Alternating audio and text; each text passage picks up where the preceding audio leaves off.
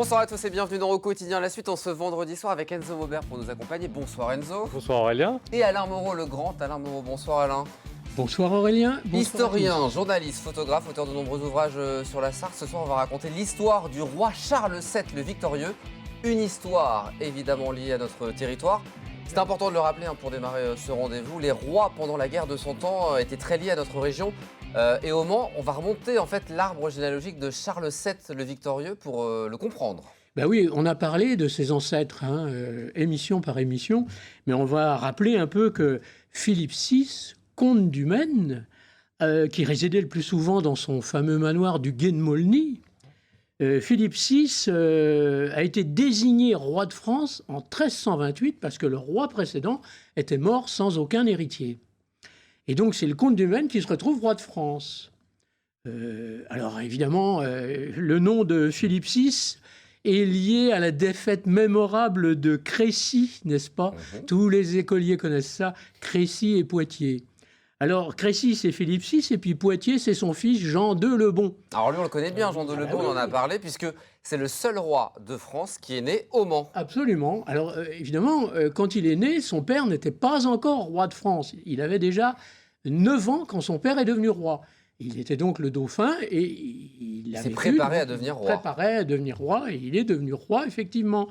Alors, pour ce qui est de Jean II le Bon, malheureusement, alors on le voit là, et alors c'est très important parce que c'est la première fois qu'un roi de France avait un portraitiste, un peintre attitré. C'est pour ça qu'on a plus d'images de lui que de son père. Voilà, on a très peu d'images et on n'est même pas sûr pour son père que c'est bien Philippe VI qui est représenté. Vous savez, pour les ancêtres, c'est pour ça qu'on n'a pas mis d'image ce soir. Voilà, alors c'était souvent sur les pièces de monnaie, tout simplement, qu'on avait le profil des anciens rois. Et voilà. Mais il faut faire un lien justement, puisque notre ami Jean II le Bon, c'est lui qui a créé le franc. Également. C'est bien de le rappeler. Et oui. Tu l'as oublié. Non, je ne l'ai pas oublié parce qu'on l'a raconté il n'y a pas très longtemps. Il a créé le franc pour payer sa rançon, en fait, puisqu'il avait été fait prisonnier. En Angleterre. Mais je crois qu'il avait trouvé l'amour en Angleterre. Oui, il avait une très belle anglaise, mais bon, on ne va pas revenir là-dessus. Alors, en tout cas, l'arrière-grand-père de Charles VI, donc c'est Jean II le Bon. Le grand-père, c'est Charles V, le meilleur des rois. Ah oui, c'était un très bon roi et malheureusement, il n'est pas lié à la Sarthe. Il n'est jamais venu au Mans, il n'est jamais venu dans notre département, dans notre province, disons à l'époque. Mais par contre, le fils de Charles V, Charles VI. Ah bon, on s'en souvient là. Crise de folie, non ? Et voilà, crise de folie dans la forêt du Mans. Donc là, tout le monde connaît l'anecdote, même les gens qui ne sont pas sartois, ils savent que c'est dans la forêt du Mans que Charles VI est devenu fou. Alors fou, mais il est resté très longtemps au pouvoir et puis il a renié son fils dont on va parler dans quelques instants. Et oui Aurélien, car la folie ne fait pas mourir. Non. Il a vécu plus de 32 ans avec des hauts et des bas, disons. Il y a des moments où il était tout à fait capable de gérer les affaires du royaume, puis il y a des moments où il retombait dans les pires des crises de folie. Justement, est-ce que Charles VII le Victorieux s'est préparé justement à régner face à un père qui était fou ? Mais c'était très compliqué parce que vous savez, Charles VII, lui, est venu pour la première fois au Mans en tant que dauphin en 1421, un an avant le décès de son père. Et il était presque un fugitif parce que, renié par sa mère, Paris était occupé par les Anglais à l'époque. Et alors on l'appelait un peu dédaigneusement le roi de Bourges, parce que il gérait encore cette partie de la France, mais les Anglais gagnaient de plus en plus. Il était dans une situation désespérée.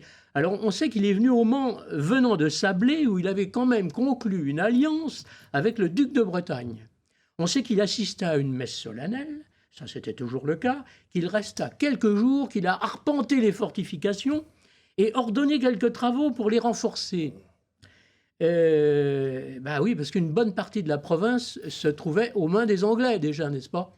Où tu as eu toutes ces informations, Alain ? Parce que, à part la réponse qui était, ce qui n'est pas vrai, que je te dis à chaque fois, mais c'est quoi ? C'est des écrits de certains religieux, peut-être Oui, aussi, absolument. On tenait quand même une chronique à l'époque. Il y avait des chroniqueurs qui ont laissé des traces écrites.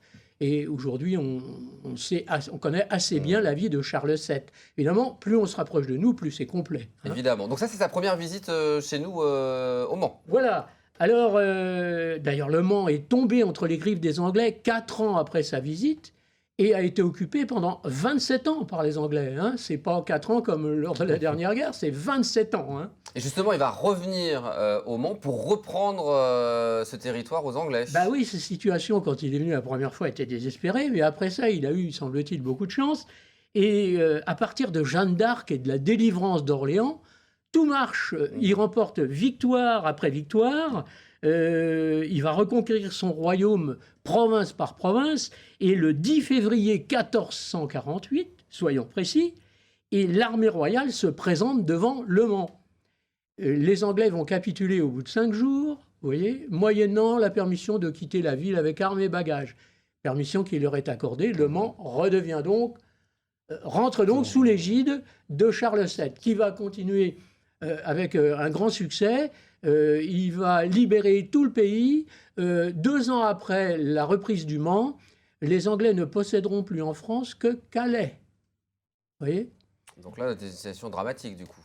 Alors, dramatique pour les Anglais, pour les Anglais, cette fois, bien sûr. hein. Alors, Charles Mais est-ce qu'on VII... peut dire que du coup tout s'est passé au Mans, du coup la base de la libération? Non, mais on a l'impression. Le Mans n'a été qu'une petite étape pour la reconquête du royaume. Hein.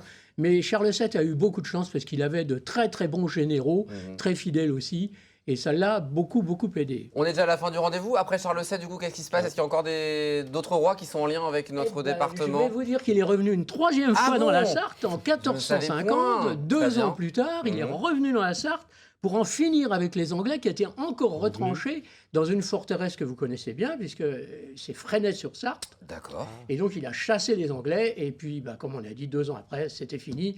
Les Anglais étaient de retour en Angleterre. Le roi Charles VII qui lui a succédé, son fils? Alors, son fils, bien sûr, avec qui il était en très mauvais termes. Enfin, Louis XI a été aussi un très grand roi.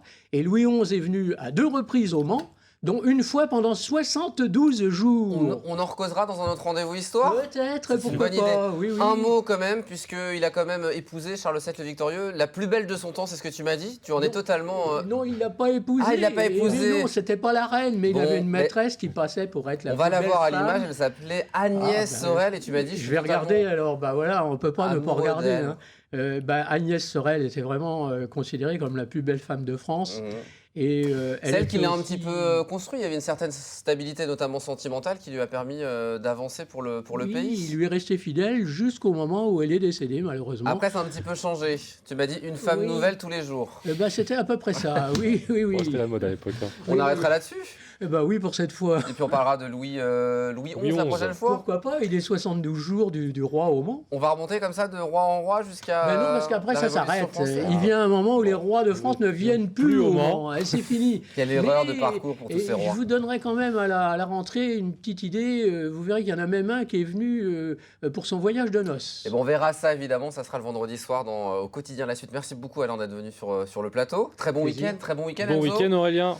Très bon week-end à vous. Dans un instant, c'est les Sartois du Web avec Aurélien Caillos. Et puis nous, on se donne rendez-vous lundi en pleine forme pour une nouvelle semaine de Quotidienne. À lundi.